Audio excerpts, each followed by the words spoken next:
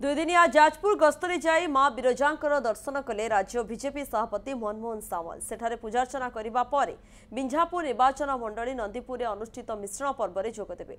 बिरजा मंदिर भितर बाहर प्रकल्प संपूर्ण और मां क्षेत्र उन्नति लगी राज्य सरकार जहां आवश्यक करेंगे मनमोहन।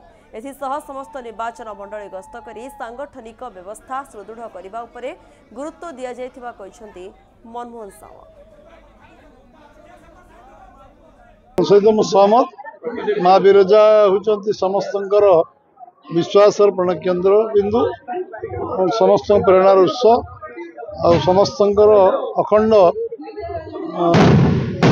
माँ बिरजा आस्था अच्छी एवं निश्चित भाव में जहाँ आवश्यक सब लंबा व्यवस्था सरकार आहरी जब आवश्यक हम पूरा कौन माँ बिरजा कम कौन अर्थर अभाव रही।